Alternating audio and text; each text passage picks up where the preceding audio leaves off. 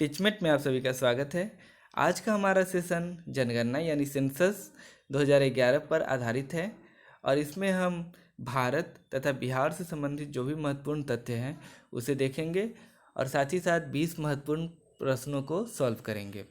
और यह जो हमारा सेशन है, ये जो वीडियो है, ये बीपीएससी प्री एग्ज़ाम के लिए और साथ ही साथ बिहार प्रधान शिक्षक परीक्षा के लिए काफ़ी महत्वपूर्ण रहने वाला है, क्योंकि आप जानते हैं चाहे कोई भी एग्ज़ाम हो उसमें जनगणना से संबंधित एक दो प्रश्न जरूर पूछे जाते हैं।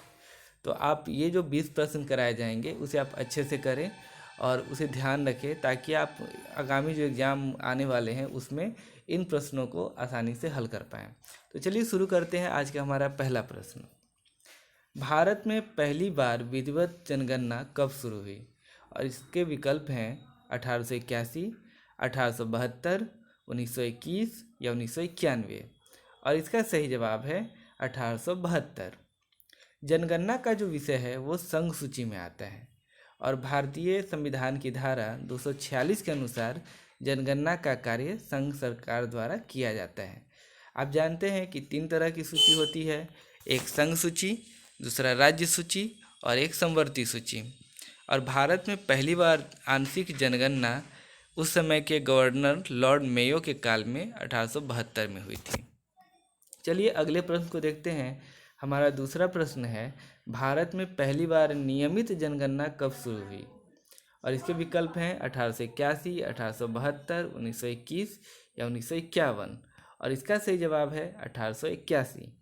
1881 में पहली बार लॉर्ड रिपन द्वारा नियमित रूप से जनगणना करवाई गई। आपने देखा कि 1872 में आंशिक जनगणना हुई थी या विधिवत जनगणना की शुरुआत हुई थी 1872 में, लेकिन जो नियमित जनगणना की शुरुआत हुई वो 1881 में हुई थी और यह लॉर्ड रिपन के द्वारा कराई गई थी। भारत के पहले जो जनगणना आयुक्त थे वो हेनरी प्लाउडेन थे। ठीक है, आप इसे ध्यान रखें कि भारत के पहले जनगणना आयुक्त कौन थे, तो वो हेनरी प्लाउडेन थे।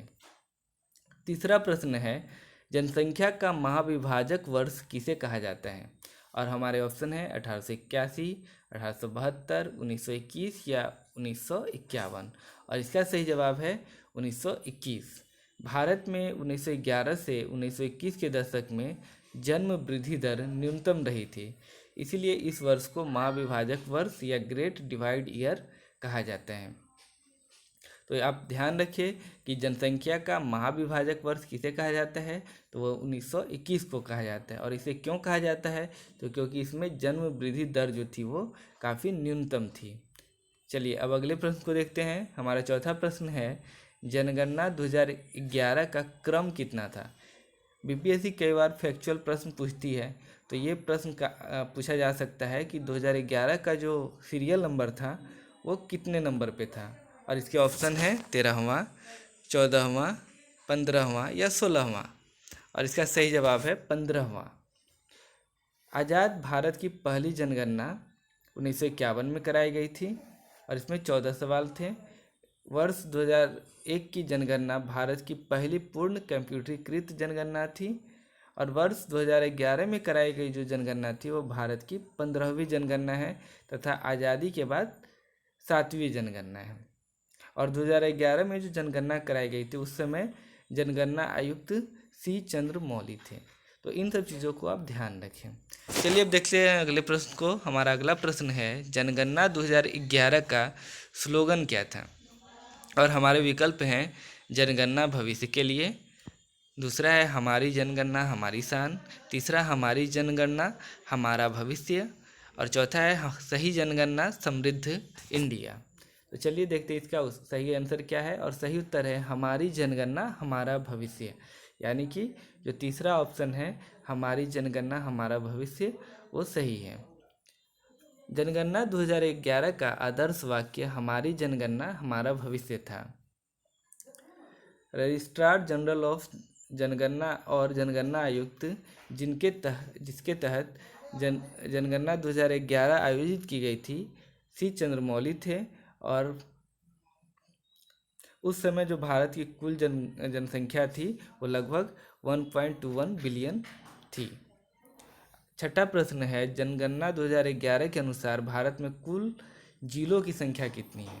और हमारा विकल्प है 650, 655, 645 या 640। और इसका सही जवाब है ऑप्शन 4 यानी कि 640। जनगणना 2011 में प्रशासनिक इकाइयों की संख्या, तो इसमें राज्य और संघ शासित प्रदेश जो थे वो कुल 35 थे, जिले 640 थे, उप जिले 5,924 थे, कस्बे 7,936 थे और गांव 41 लाख थे।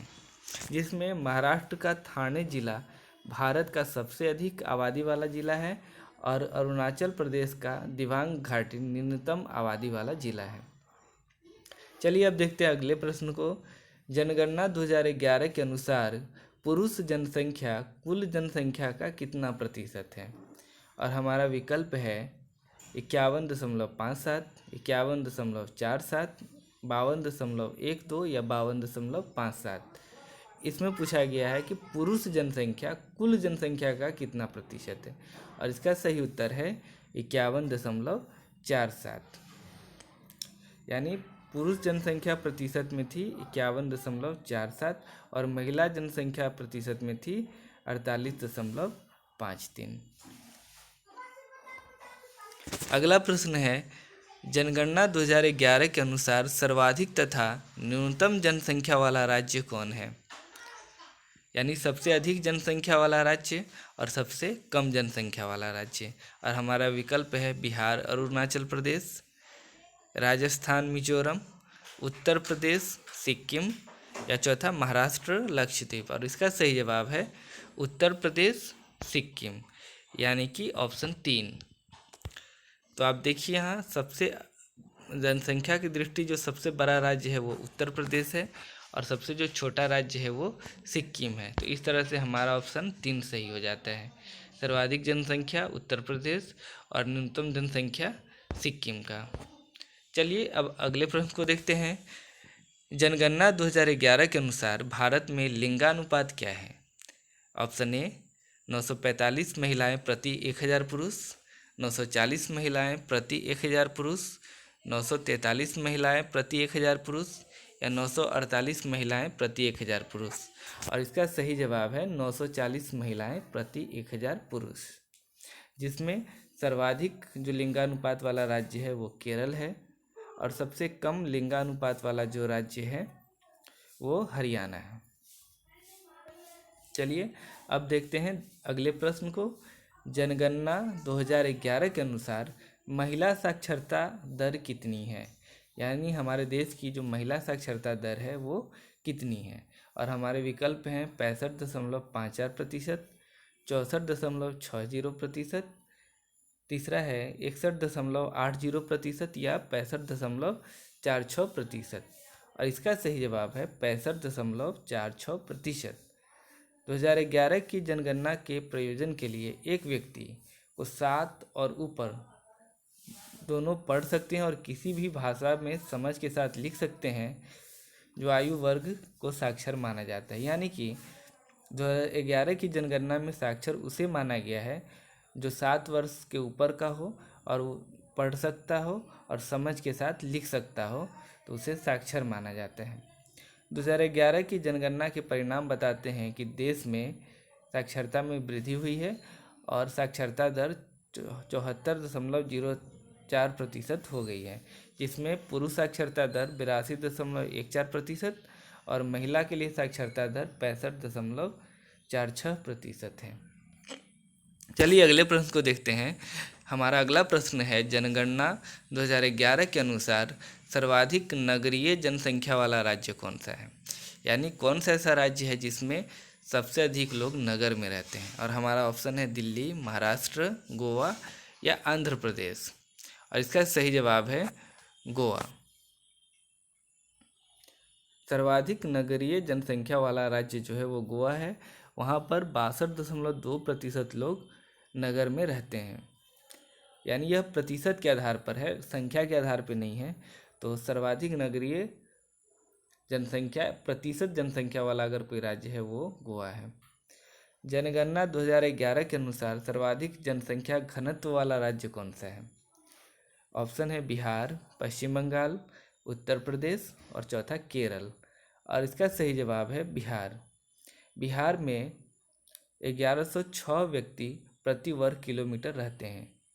तो इस तरह से बिहार देश का सर्वाधिक जनसंख्या घनत्व वाला राज्य है और अरुणाचल प्रदेश सबसे कम जनसंख्या घनत्व वाला राज्य है। यहाँ केवल 7 व्यक्ति प्रति वर्ग किलोमीटर रहते हैं। अगला प्रश्न है, वर्ष 2011 की जनगणना के अनुसार सर्वाधिक अनुसूचित जनजाति जनसंख्या वाला राज्य कौन सा है? और ऑप्शंस हैं मध्य प्रदेश, मिजोरम, उत्तर प्रदेश, राजस्थान। और इसका सही जवाब है मध्य प्रदेश। मध्य प्रदेश में सर्वाधिक अनुसूचित जनजाति जनसंख्या वाले लोग रहते हैं। आप यहाँ देख सकते हैं सर्वाधिक अनुसूचित जाति वाला जो राज्य है वो उत्तर प्रदेश है और सर्वाधिक अनुसूचित जाति का जनसंख्या प्रतिशत वाला राज्य पंजाब है। तो ये आप इन सब चीज़ों का ध्यान रखें। और सर्वाधिक अनुसूचित जनजाति जनसंख्या वाला राज्य मध्य प्रदेश है। तो यहाँ पूछा गया था सर्वाधिक अनुसूचित जनजाति जनसंख्या वाला राज्य, तो वो हमारा मध्य प्रदेश है। और सबसे कम अगर पूछा जाए अनुसूचित जनजाति जनसंख्या वाला राज्य तो वो पंजाब एवं हरियाणा है। वहाँ लगभग 0% अनुसूचित जनजाति के लोग रहते हैं। हमारा अगला प्रश्न है, जनगणना 2011 के अनुसार सर्वाधिक दशकीय वृद्धि प्रतिशत में यानी वृद्धि वाला राज्य कौन है? कौन सा ऐसा राज्य है जिसमें दशकीय वृद्धि यानी 10 सालों में सबसे ज़्यादा प्रतिशत वृद्धि हुई है? और हमारे ऑप्शन है मेघालय, पश्चिम बंगाल, उत्तर प्रदेश और केरल। और इसका सही जवाब है मेघालय। तो यहाँ आप देख सकते हैं कि सर्वाधिक दशकीय वृद्धि वाले राज्य जो है उसमें मेघालय है, इसमें 27.9% की वृद्धि हुई है। उसके बाद अरुणाचल प्रदेश है और सबसे कम दशकीय वृद्धि वाले जो राज्य हैं वो नागालैंड है, वहाँ पर -0.6% की वृद्धि हुई, यानी कि जितनी कुल जनसंख्या वहाँ की पहले थी उसमें कमी ही आई है। चलिए अब देखते हैं अगले प्रश्न को। जनसंख्या 2011 के अनुसार भारत में जनसंख्या घनत्व कितना है? 372 व्यक्ति प्रति वर्ग किलोमीटर, 385 व्यक्ति प्रति वर्ग किलोमीटर, 375 व्यक्ति प्रति वर्ग किलोमीटर या 382 व्यक्ति प्रति वर्ग किलोमीटर? और इसका सही जवाब है 382 व्यक्ति प्रति वर्ग किलोमीटर। भारत की जनसंख्या घनत्व 382 व्यक्ति प्रति वर्ग किलोमीटर है, जिसमें सर्वाधिक जनसंख्या घनत्व बिहार का है जिसमें 1106 व्यक्ति प्रति वर्ग किलोमीटर, पश्चिम बंगाल में 1028 व्यक्ति प्रति वर्ग किलोमीटर है और न्यूनतम जनसंख्या घनत्व वाला जो राज्य है वह अरुणाचल प्रदेश है जहां केवल मात्र 17 व्यक्ति प्रति वर्ग किलोमीटर में है। सर्वाधिक जनसंख्या घनत्व वाला जो जिला है वो उत्तर पूर्व दिल्ली है और न्यूनतम जनसंख्या घनत्व वाला जो जिला है वो दिबांग घाटी अरुणाचल प्रदेश का है। चलिए अब देखते हैं अगला प्रश्न को। अब जो 5 प्रश्न हैं वो बिहार से संबंधित हैं और बिहार स्पेशल जीके के लिए ये महत्वपूर्ण है। अगला प्रश्न है कि जनगणना 2011 के अनुसार बिहार की कुल जनसंख्या कितनी है? और हमारे ऑप्शन है 10.50 करोड़, 10.41 करोड़, 10.75 करोड़ या 10.61 करोड़। और इसका सही जवाब है 10.41 करोड़, यानी कि 10 करोड़ 41 लाख लगभग। और यहाँ देख सकते हैं आप जिसमें पुरुष जनसंख्या, महिला जनसंख्या, जनसंख्या घनत्व और जनसंख्या वृद्धि दर, इन सभी चीज़ों को यहाँ बताया गया है। अगर आपसे ये पूछा जाए कि बिहार में 2011 जनगणना के अनुसार जो वृद्धि दर है वो कितनी है, तो वो 25.42% है। और बिहार का जो जनसंख्या घनत्व है वो 1106 व्यक्ति प्रति वर्ग किलोमीटर है। और यहाँ का जो कुल जनसंख्या है बिहार की वो है 10,40,99,452, यानी कि लगभग 10 करोड़ 41 लाख। ठीक है, चलिए अब देखते हैं अगले प्रश्न को। जनगणना 2011 के अनुसार बिहार का न्यूनतम जनसंख्या वाला जिला कौन सा है? यानी ऐसा कौन सा जिला है जहाँ पर सबसे कम जनसंख्या है? और हमारे ऑप्शन है अरवल, शिवहर, शेखपुरा या कैमूर। और इसका सही जवाब है शेखपुरा। यानी शेखपुरा की जो जनसंख्या है वो सबसे कम है। और सर्वाधिक जनसंख्या वाला अगर जिला पूछा जाए तो वो पटना है। यानी पटना की जनसंख्या सबसे अधिक है और शेखपुरा की जनसंख्या सबसे कम है। लेकिन अगर सर्वाधिक जनसंख्या घनत्व पूछा जाए तो वो शिवहर का है और न्यूनतम जनसंख्या घनत्व पूछा जाए तो वो कैमूर का है। अब देखिए, जनगणना 2011 के अनुसार बिहार का सर्वाधिक लिंगानुपात वाला जिला कौन सा है। यानी कौन सा ऐसा जिला है जिसमें लिंगानुपात सबसे अधिक है। यानी महिलाओं की संख्या प्रति 1000 पुरुष पे सबसे अधिक किस जिले में है। ऑप्शन है गोपालगंज, दूसरा है सारण, तीसरा है सिवान, चौथा है मुंगेर। और सही जवाब है गोपालगंज। जो सर्वाधिक लिंगानुपात वाला जिला है वो गोपालगंज है और न्यूनतम लिंगानुपात वाला जिला है वो मुंगेर है। तो आपको कंफ्यूज नहीं होना है, ध्यान रखना है कि सर्वाधिक लिंगानुपात गोपालगंज में, सर्वाधिक लिंगानुपात गोपालगंज और न्यूनतम लिंगानुपात मुंगेर में। अगला प्रश्न है, ये जनगणना 2011 के अनुसार बिहार का सर्वाधिक पुरुष साक्षरता वाला जिला कौन सा है। और ऑप्शन है पटना, भोजपुर, पूर्णिया, रोहतास। और इसका सही जवाब है रोहतास। तो सर्वाधिक पुरुष साक्षरता वाला जिला है रोहतास और न्यूनतम पुरुष साक्षरता वाला जिला है पूर्णिया। और इस तरह से सर्वाधिक महिला साक्षरता वाला जिला भी रोहतास है और न्यूनतम महिला साक्षरता वाला जिला है सहरसा। अब देखते हैं आज का अंतिम प्रश्न। जनगणना 2011 के अनुसार बिहार का पुरुष साक्षरता दर कितना है। और ऑप्शन है 61.80, 71.20, 69.67 या 82.56। और इसका सही जवाब है 71.20। बिहार में जो लिंगानुपात है वो 918 है। यानी 1000 पुरुष पे 918 महिलाएँ हैं।